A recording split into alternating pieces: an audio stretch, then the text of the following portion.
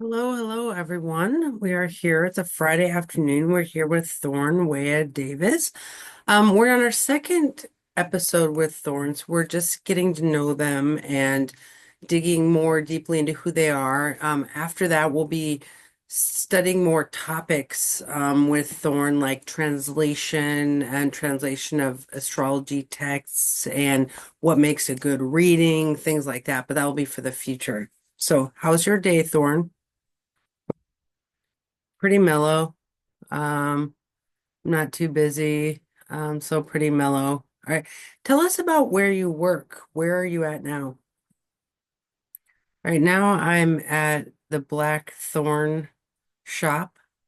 Um, I'm in the back room area, where I have a table for card readings and I can type for astrology readings as well. You have to understand that over in the stock room to the left, um, you know, there's somebody who made, sketches with oils and candles and things like that.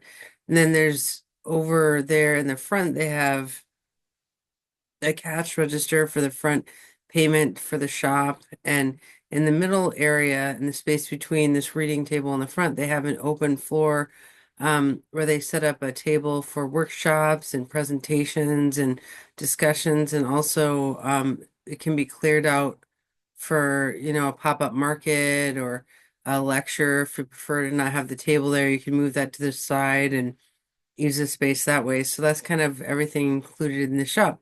How long have you worked there? Officially, I've worked here since November. I guess it was the second week of November. Because before that I was off. I had surgery and all these things, and so I started here in November. Okay. Okay, so you do tarot, runes, and astrology there?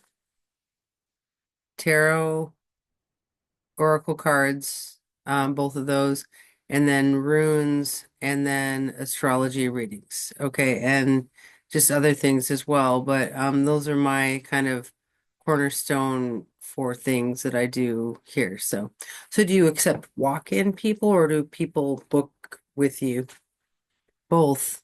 Walk-ins, I accept those, and then if I have an appointment, someone can book online also.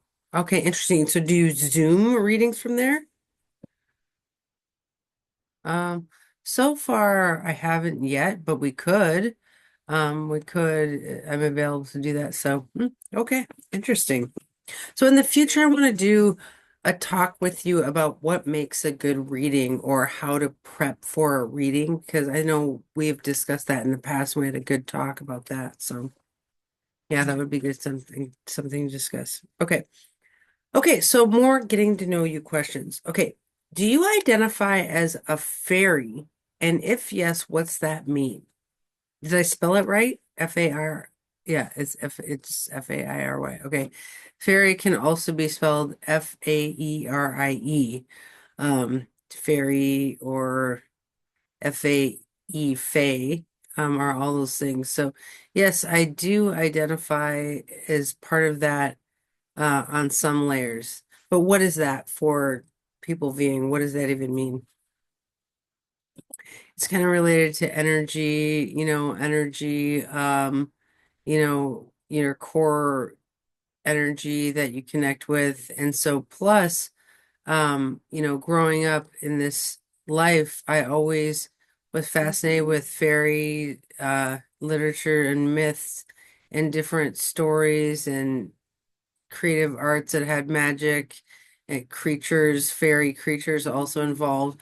But also, I've been really involved. I was really kind of interested in that, and so I enjoyed that. And then it happened that when I got older, I started to kind of look inward, and I kind of analyzed my spirit journey, and not related to religion or anything like that, but I was kind of disconnected there.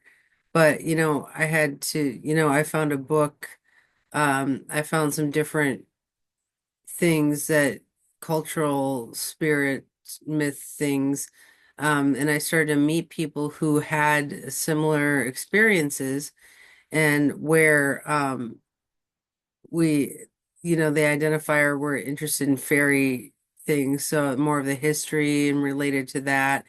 And so, okay, so they had, spiritual paths with, that connected with that. So I did a lot of research there and reading and chatting, and then looked kind of more inward, and all these connections, happened, and I just became rooted in that, and so I just feel, you know, very connected to that. So are there fairy gatherings, or how does that work? Well, you have to understand that there's two different kind of groups. If we're talking about, all the fairies or the fairy groups, fairies in general, it's more related to energy. So, or nature, kind of thing, that the nature elements that, that are encompassed in that work. And so there have some people who identify with that.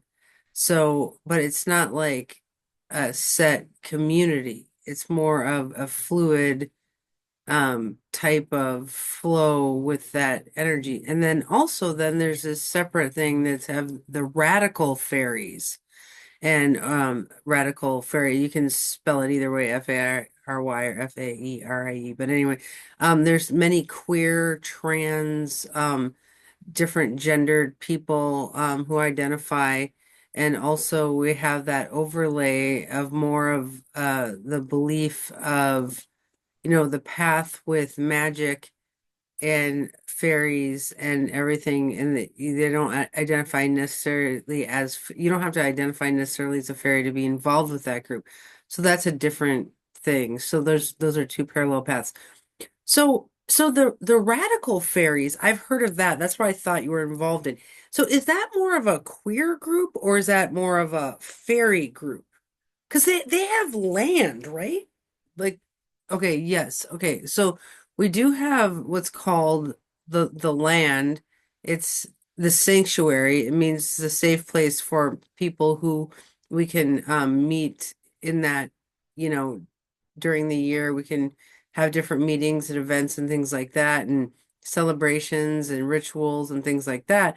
And so, but for me specifically, I haven't actually gone there in a long time. There's many different reasons, but the point is, in the past, I would go to several different, um, you know, things. And one is, let's see, California. There's one in Southern Oregon. So I've been to many different locations. There's also one on the East Coast. So there's several in Europe.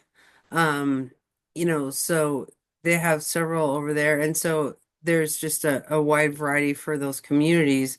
Um, so interesting. So interesting. So the radical fairy community has different like locations that people gather at. Yeah, interesting. So one is in France. Okay, there's one in France. There's one in, I believe, in the UK, in England. I believe, and then there's one in Eastern or Central Europe. Um, there's one there, and so, and then South America, they have one, I think, in one or two there. So, but here in America, there's several, or better known as Turtle Island here in America. Interesting. So are fairies, do you mind if I talk about your other identities? Are you more private, or are you more public? Okay, so anything goes. Okay. Okay. So do you think the fairy community in general, like the radical fairies, is more polyamorous, like po poly, or are they more monogamous? Because I feel like that's a poly community. Is that true? There's a big variety. It's not only limited to one. There's a huge variety. They have some who are monogamous, some who are polyamorous. Um, so there's a huge variety. Some have no label with regards to relationship style. So there's just a big variety. You have to understand that they have some sub communities. There's like for example, there's the gay men or the queer men, um, some of them will separate out into their own sub-communities, but they're under that larger community. And some femmes, like who are interested in other femmes will join, break out into a sub-community. So there's all these subgroups under the larger heading. Interesting. So what makes a person a radical fairy is more an interest in that natural earth-based spiritual life and kind of magical creatures, but then also they're queer.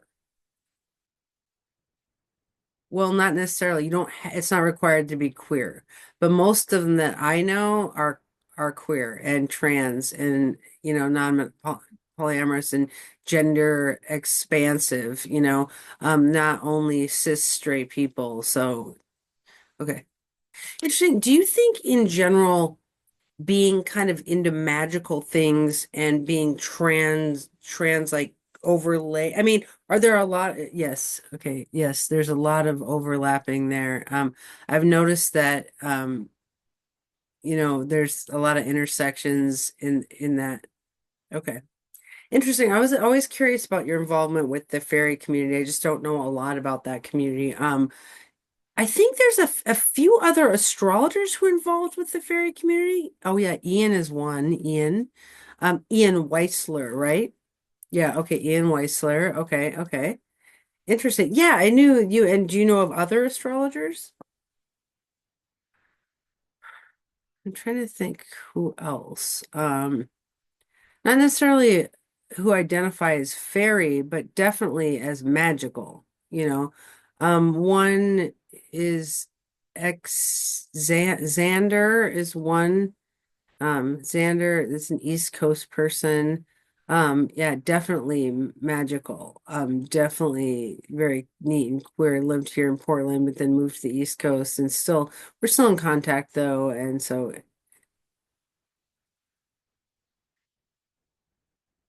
and then the others, yeah, but that's slipped mine. Okay, well, interesting. Let's keep talking identity since people are getting to know you. Okay, so you also identify with the queer community yourself. Is that true? I'm queer and trans, yes. Okay. So how do you think that informs your astrology? Hmm.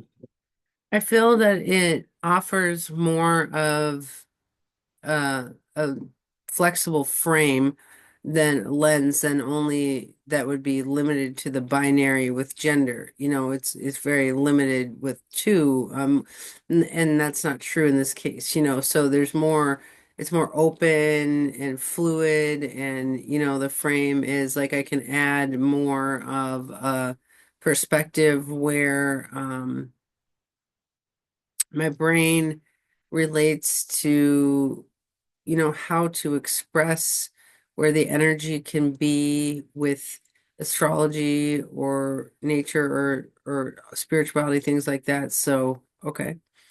So do you read charts for people who are gendered or only queer people or how do you navigate? Okay, it doesn't matter, just all over the place. I always am open and accept whoever, I'm not going to limit who, depending on who a person is. Now, if that person is cis and that's fine. And if a person is queer, that's fine too. It really runs the gamut. And I think that I noticed that how I connect is the energy. If, if a person feels pulled to work with me, then I'm pulled to work with them, and then we'll connect with, we connect, and that affects how I do my work. Okay, so do you get questions about gender in the chart? Like, do people say, what does my chart say about my gender, or, do queer people ask you about gender in astrology, or is that not really come up? It doesn't really come up, but obviously, of course, it is rooted, it's part of our view, with identity and how we express ourselves.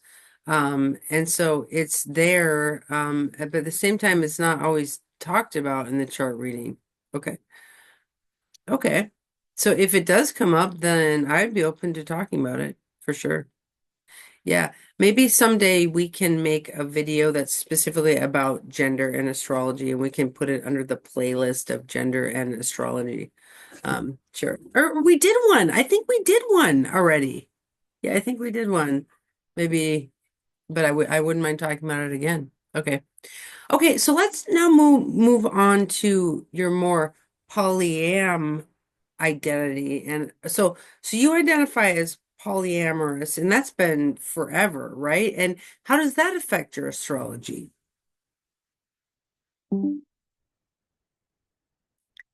Well, it's a journey with that, experience with that part of my identity because when I first started, diving deep into that, I was in my mid 20s and I was maybe 22 or 23 and I left my marriage.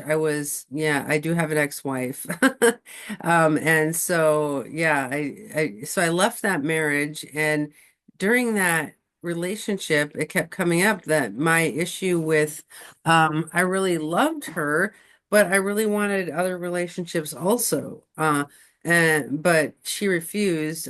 She wanted me all to herself, and I wanted to expand my horizons, and so finally it hit me that I realized that if I wanted to be honest with myself and really honest with the relationships I was in, and also honest with my wife, I mean, I had to leave that one. I needed to because I really needed to honor, and be authentic to myself and authentic with the relationship as well and authentic with her.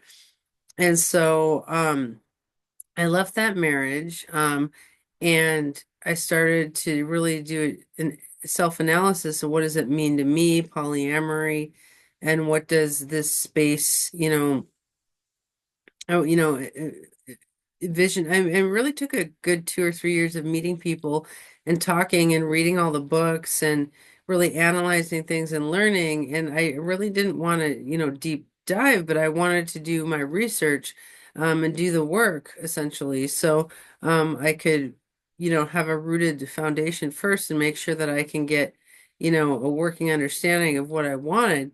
And of course, after that, in my 30s and onward, now I'm 46.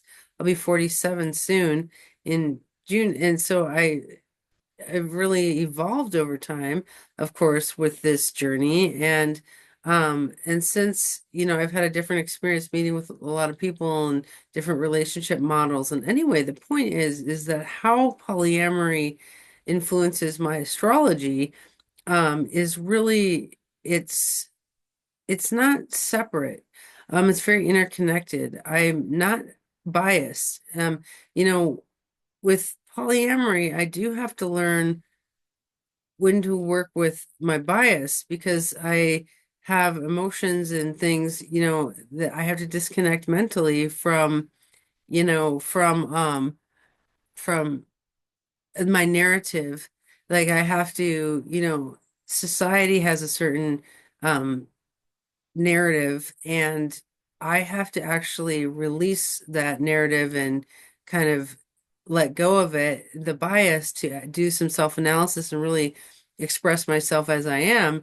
And so, with relationship models, binary versus, that narrative, I have to release from that a lot and let go of that as it has control of my mind and things like that. So I have to let go of that any mental control that has over me. And so I've learned, you know, in polyamory to unlearn things. What I think I know, I have to really go ahead and evolve. And so that lens of always continuing to learn and be open to relationships in general overlays with astrology really well.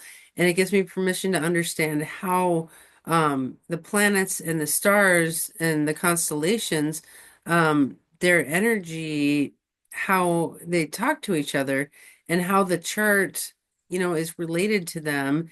And it allows that diversity uh, to be there. It's the same idea as with polyamory. We have diversity in different relationships, and so there's a parallelism there. I can see them, they're a little bit different maybe, but still I do have a parallel kind of feeling there.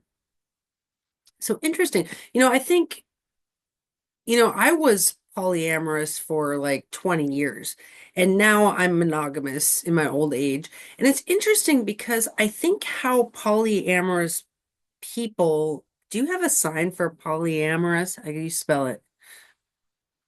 You can do polyam. You can, or I've seen some people, several different signs. One is like I love this. Ooh, I love multiple people. Like I love you and multiple people.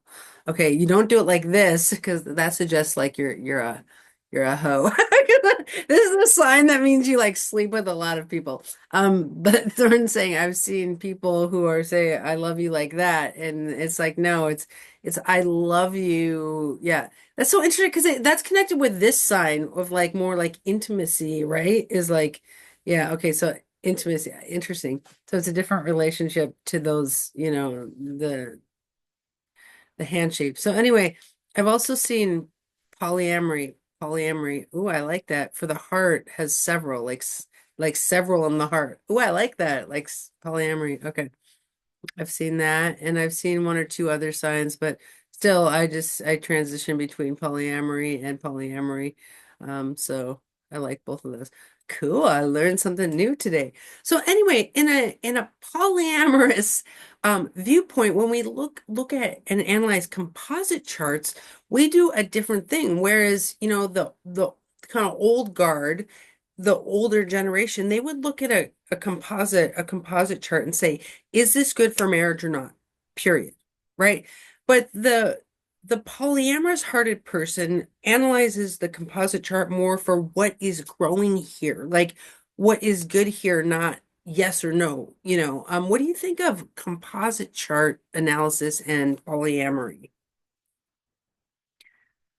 So it feels more like what does the energy want? What does this relationship want to evolve, look like, or show up as?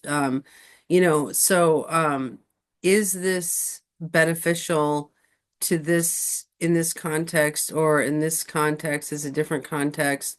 Because really the relationship is not only limited to romantic love or sexual love or things like that, because really there's a diversity, and it can be friendship, it can be a best friend it can be a business partner, it can be all these things. And so it's important to keep in mind that the composite chart uh, can't just be limited to yes or no questions. For like that is the old generation, and that is a beautiful way that astrology is evolving, with the style of analysis as well. Yeah, astrology really lends to RA, which is relationship anarchy, which is similar to polyamory, but it's more like analyzing each relationship of what is growing there, like whereas polyamory kind of suggests like many love partners. That was good timing. You got a hug during the many love partners comment. Okay. Um, but but anyway, beautiful. But so I think in polyamory, there's suggested that we have many like dating relationships, but in RA, relationship anarchy, it says whatever is growing there is important. If it's a friendship, like you and I are friends, we don't have like a dating relationship, but we would say it's important what we do have from an RA perspective. And so, what do you think of RA and polyamory and astrology? Do you have any thoughts on that? I do have a strong influence with RA, with my relationships in general, that overlies with polyamory and how I approach it. Because I'm often about the energy of what does this energy want? Where is it going? How does that flow? Uh, and I don't want to limit it to just a box, So I do feel that, I feel kind of sorry for people who always only think in this box way, they're missing out on this whole, myriad of ways things could be, and, in the relationship space. And, so again, that's me. But in RA, in astrology, I feel that it really does align because, again, astrology, evolves, and it can be, before it has a specific look and feel, but now in the younger, like our age generation, our age group, we see it more fluid, in a fluid frame, and so that's very parallel with RA. And I don't want, you know, to limit anything to a little box. We want to keep everything open and say the focus is the energy instead of the person. In general, like the binary, it tends to be one person, focusing, whereas RA and polyamory focus on the energy. So I find that interesting, it's different. It's interesting because, like, that's why I like RA, relationship anarchy and how it overlays with astrology, because it's an energy. It's like, what does this energy want to be, right? Like, and it's interesting because I have many people I would say I'm in love with, okay? But each one is like different. Like my twin, Larry, my astro twin, Larry, I love him, right? But like, are we supposed to date? Like, no, but like, I love him. He's my twin. I mean, just I'm just like, but and then I always like make these jokes, like, of course I love him the most. He's my twin. He is me. Like whatever. But like, it's this love relationship that has its own like growth pattern, and no other relationship looks like that. I don't want to date Larry. I'm not interested in that with Larry. But without Larry, I'm like dying, and I'm like, oh my God, where's Larry? You know what I mean? But but in our composite chart, we have a sun trine moon, which is kind of a marriage feeling chart. But then there's all these blockages and, like, squares and things. So it's like it's like a blocked kind of marriage feel. Like we're not married, but it's like we're like Larry and Andy are like a thing. But so it's interesting. But then my partner who is like my husband kind of, we have a sun trine moon unblocked, nothing's blocked, everything's beautiful, like sexually compatible, like everything is like perfect. And like that's my marriage, right? Because that one is like for marriage, but it wants to grow a marriage. Like I didn't pick him and say I will marry, I need a marriage partner. Like I was like, this thing is growing into a marriage. You know what I mean? So, but RA would say all of those are important. Like they're all on this equal, like so anyway, yeah, there's no hierarchy. The concept of like of equality in binary, is not there because it's always like this, hierarchy in binary relationships. Like who's the leader, who's giving up power. In RA, all people are equal. And there's a diversity there. They have both of, it's like you don't look down on anyone, no one's looking up, no one's looking down. It's okay to be different and still be equal and be whole in each situation. Why not? And that allows a freedom to, you know, find out more and discover more of what could be there, and what are the chances to be there, how to navigate the flow with that. Yeah. Yeah, I like how RA doesn't have a hierarchy, whereas polyamory often says you have a primary partner, and that's up here, and then your other partners are down here. And it's like, I don't like that about polyamory. Polyamory, that's one model. Okay. You have to understand that there's many different models for polyamory. Okay.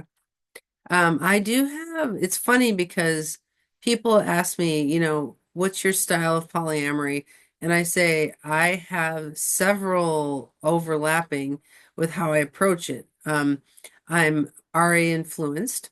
I do have some non-hierarchical influences. I do have some hierarchical influences, and you know, you know, there's no mistake there. I learned from everything, and it's an aggregate, and I've kind of made my own diagram or my own style. So I feel that that's important because I have a lot of experience with different types of relationships, and I learn from each. Some are beautiful, some are a challenge, and I'm not regretful of that. It's a growth thing, and that's always, there is the growth piece. And so if there's no growth happening, then okay, then there's something that needs to happen there that's not helping. But if there's growth and continued growth happening, that's where it leads to an improvement just as a person and a path and a journey. Yeah. So I noticed like it's interesting you say of many different models overlaying. Like I notice I do have a hierarchy, but it's not on purpose, but I do have one. Okay, so it involves things like how long have I known the person? Like we've known each other for 20 years. Okay, you're a little bit higher because I've known you forever. Like if we lose contact for a month, it's like no big deal. We have this like history, right? If there's a new person, I'm like, hi, how are you? I just don't know them. You know what I mean? So they're not like high on the hierarchy, right? But then it's like, does a person show up often? Like, many people in my life, we meet once a week, like religiously, like we meet once a week. And those people move up because I have a bond with them that grows weekly or whatever. So there's interesting what makes the hierarchy happen. It's not like, who you say you are to me. It's like time. How often do I see you? Like what makes a hierarchy for you? For me, it's more like a circle. Like there's concentric circles rather than a hierarchy. So, it's more of like, yeah, circular. Like I do have an inner circle, like a small circle of people who really know me very well, who, I'm very close to. And then, you are part of that inner circle, for example. And then I have this kind of outer circle outside of that that's different people who are kind of, and then I have a circle outside of that that's different people. So, some of the people in this inner circle, they kind of pop out to the outer circle because they have different identities or different relationships. And often I've worked together in relationships with people who are very close, who I'm close with too. So it really varies. Have you heard of the mountain of friendship? I think you mentioned that, but I forgot. Yeah, like some people say there's a mountain of friendship, and you can like climb the mountain with your friend, like climb up, like you become like better and better friends. You're like climbing, and then if maybe you get this big fight or something, and then maybe they climb down the mountain of friendship a little bit or something. But like for me, if someone cancels on me often, like cancel, then they climb down the mountain of friendship because I'm like, I can't really invest in this friendship. So, anyway. I mean, we don't have to go deep into polyamory today, but it is part of your identity. And I think for the people to get to know you and who you are and what your strengths are as a reader, I think knowing that part of you has been important. So thank you for that. Any other comments on that? I can add one more thing with that part. I feel that the um it's like Val that I have an I'm open to discovering a person. Who are you as a person? Um, and how do you show up with this? Um, that's one that would benefit a lot with how I approach that because, I'm more open. Like in the binary society, they don't necessarily have those skills.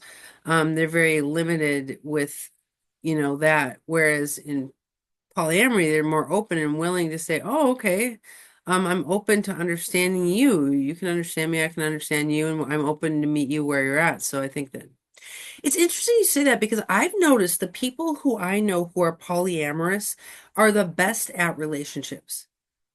Because they practice developing and relating with people. Yeah, and there's 24/7 communication with that. Yeah. That's true. Okay. So I thought another identity piece we could discover from you today is your chart. So tell us, what's your sun, moon, rising? What do you think? Okay. So my sun is in Gemini with Mercury in the 11th house, and the rising is Mars and Saturn in Leo in the first house, and the moon is with Venus and Jupiter in the 12th house in Cancer and Lilith as well. Interesting. Okay, so your Mercury's in Gemini too. And you have together with the sun. So you're a sun Mercury conjunction in Gemini. Okay. So do you think that that makes you talkative? Like, do you talk a lot? It's more, I would say it's more like it's not necessarily like talkative, but more of I tend to be more of a communicator person. If I have a good conversation, then I just delve in deep and I will just go in deep with that. And if it's not sparking interest for me, then I will kind of hang back and just observe more. But yeah, it's interesting because I have to have that connection. Once I dive in, then it's game over. So your Sun and Mercury are opposite Neptune, right? Yeah, Neptune and Sag, yeah, in the fifth. So what do you think? How does that influence your personality? What do you think? That's a good question. I haven't really thought a lot about that, but I could how it the Sag Neptune visioning, I think the it's kind of adventurous and creative and playful. It's the fifth house. So, it's 11 and 5. I can see where that it's like it gives opportunity for enjoyment to have a good time, especially if it's a good group, then I can hang out for a long time chatting and chatting and chatting and all that kind of stuff. So, yeah, that's interesting. Okay.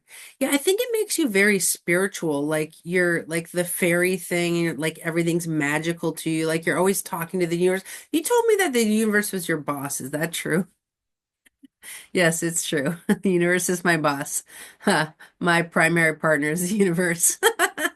Yeah, that's very Neptune, I think. Or like the fairy thing. Yeah, basically I'm saying that I'm married to the universe. The universe is if I don't do the work that I must do, then I can't really function well with, everything else. Yeah. So that's why it really is one way that I filter, with sex or romantic partners. I'll say, like, okay, do you need to understand that I am married to the universe? Can you accept that? If you can accept that, then we'll be great. If you can't accept that, then I don't know. I don't know. I'm better off friends. The universe is the boss of you. Oh my God, that is so Neptune's son. I feel like you're like a magical being first, and then you like do the other things. Yeah. So what do you think the Mars and Saturn in Leo rising, how does that influence you? Like influence your personality? Since it's in my first house, it's interesting because the Saturn wants to kind of be, you know, con wants to constrict, and so and but that Mars wants to kind of go out there and do things. And so, I've had this conflict internally where it's like I'm like go forward, move back, go forward, move back. It's like where can I be assertive and where do I have to hang back? And so I do have this kind of like aggravated struggle there. Interesting. Do you think the Leo makes you like playful or theatrical or what's the Leo? I do have a theater background. Um, I do have a theater background. It's always some kind of relationship with, um, that space, always. So, um, I would say that I'm more of, since my Cancer house is 12, I'm very inward because of that. And then also with Saturn kind of conjunct Mars rising in Leo, then I would say that it's a mixture of kind of, how I describe it is I am a um introverted extrovert. Okay. How do you know you're not an extroverted introvert? You can be either way. Yeah, yeah, yeah, that's true.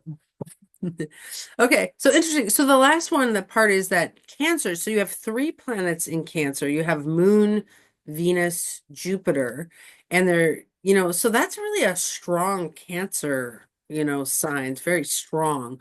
You have both benefic planets in there. So do you feel very Cancer or? Yeah, I do feel a lot of where I am empathetic, of where my compassion is, where my, cherishing of, taking care of spirit and all that is really connected to the Cancer. Yeah. And I do cherish community and I do a lot of caretaking and nurturing, and I make sure that my people are safe, and people get what they want, and they're satisfied and they get what they need, and then I feel like I'm satisfied. And food and sharing of food and connecting through community and things like that. It's very Cancer. Well, I can speak to the energy of Thorn because I'm like with them often. So can I speak to your aura? Okay, so the aura is very Gemini. It's very like air, like cerebral, like blah blah blah blah, like dexterous and lingual, and like good signer, good talker, good command of English, like very Gemini. And the aura feels that way. It's like air.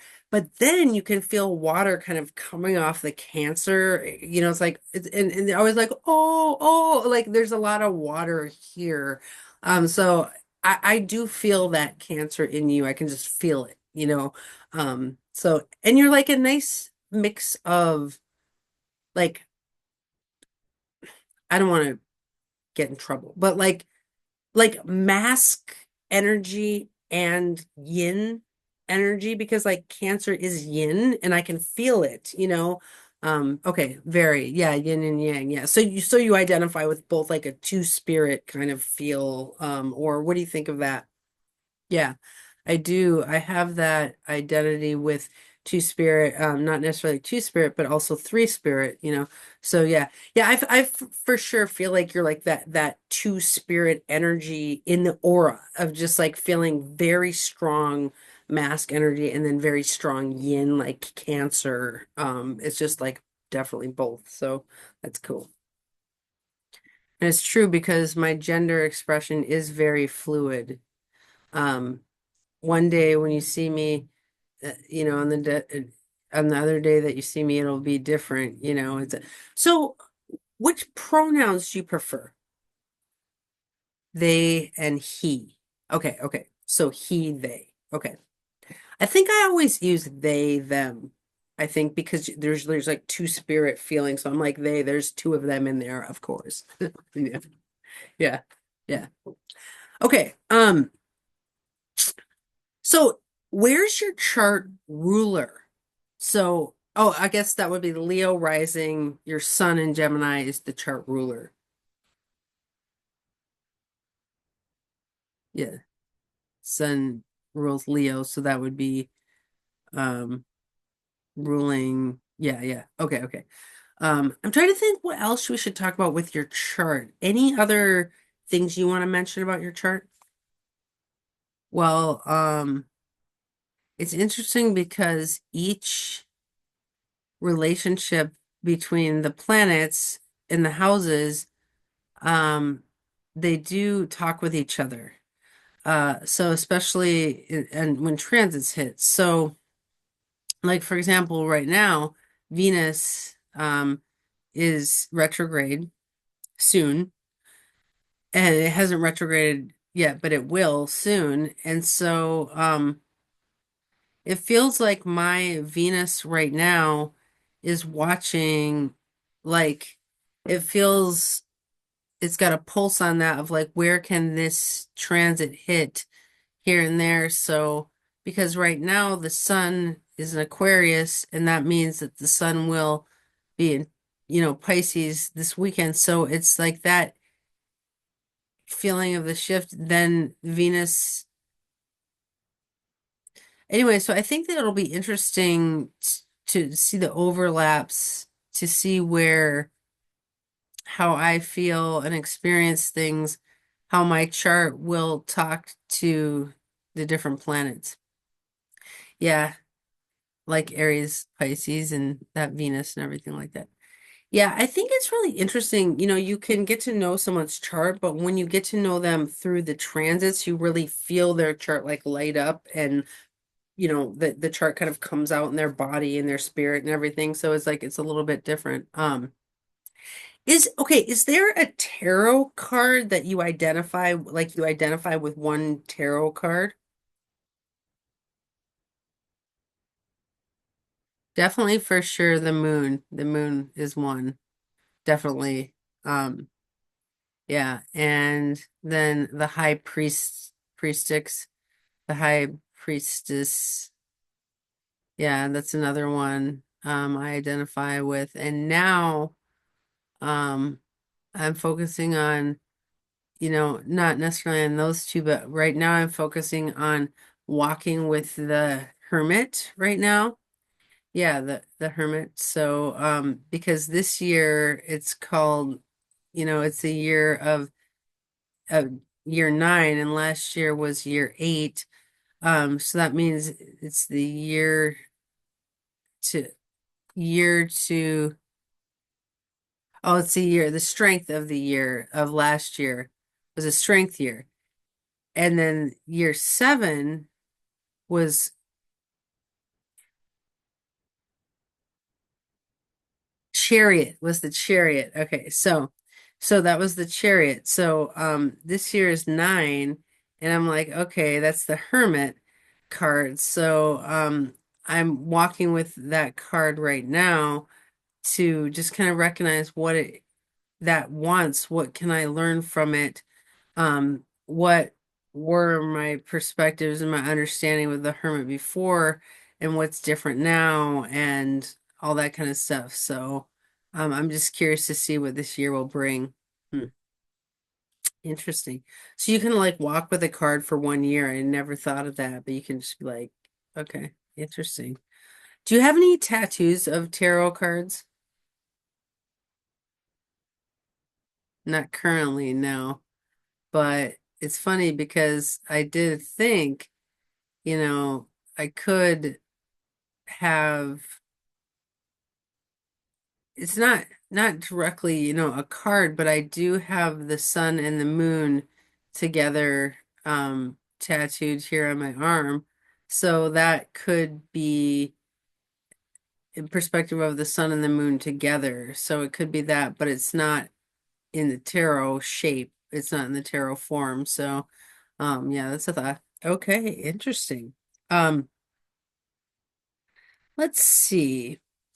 Do you have any other things about your identity as a person that you want to share with people just so they know you as a reader and a teacher, and, like any other identity elements?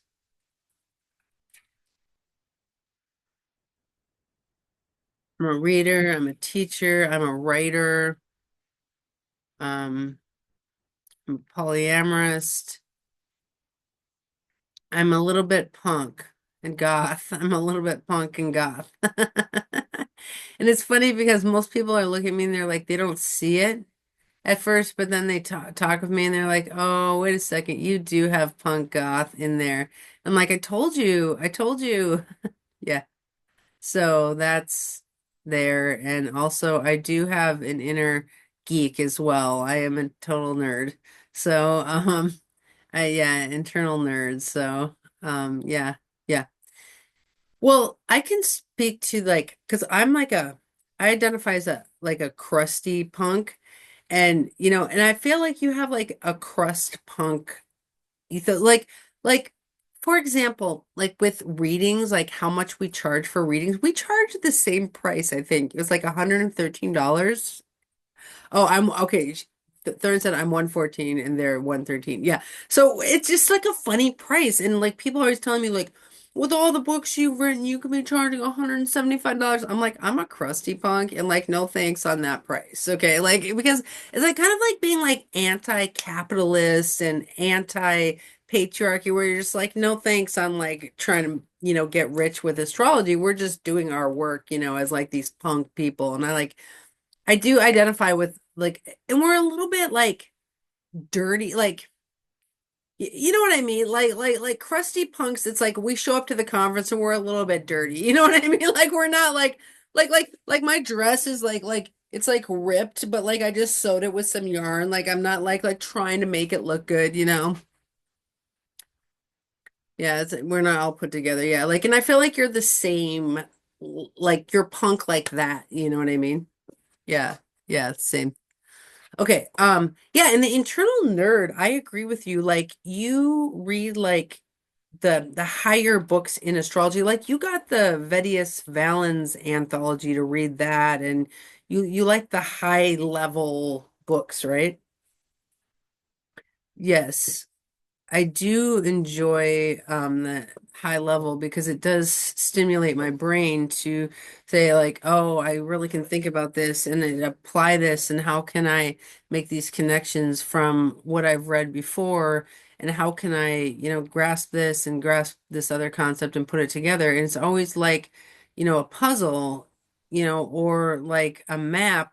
So how can I work with, that mentally? So it's cool. It's fun. Do you like, it's funny because in college I did take some philosophy classes and I read these advanced books like Kant and Heidegger and all these things. And so some people would be like, "You read those?" And I'm like, "Oh yeah, I enjoyed those." Yes, it is like a mind game for me. I love it. Yeah. And they're like, oh my God, I can't understand that. Oh, and I'm like, oh, well, yeah, that's your brain. Obviously, it's not um a natural pull for you, and that's fine. And for some brains, they're just not wired that way. They're not made to work like that. And where some other brains are made to work like that, and they can go along like it. That's your Gemini. So, do you like the numbers of astrology and the math? Some, yes, but not a lot. The math is not my strong suit, but I am learning how to really relate with the numbers in a different way. Yeah, yeah. I feel like, as a diviner, you are very math like astrology is like the Gemini's divination. You know what I mean? Where it's just like all numbers and like figuring out this like map and it's kind of technical. And so I do think you are technical like an astrologer. Yeah, yeah, for sure. Yeah, for sure. I do agree with that. Okay, well, it's a good place to stop. We really dug deep into your identity today, and I think that people got to know you a little bit. So, any last comments or anything? I think I'm good. Well, thank you for meeting with me. Will you be here next week? Yes, next week. All right. All right. Well, it was good to see everyone. We'll talk to you later. Bye.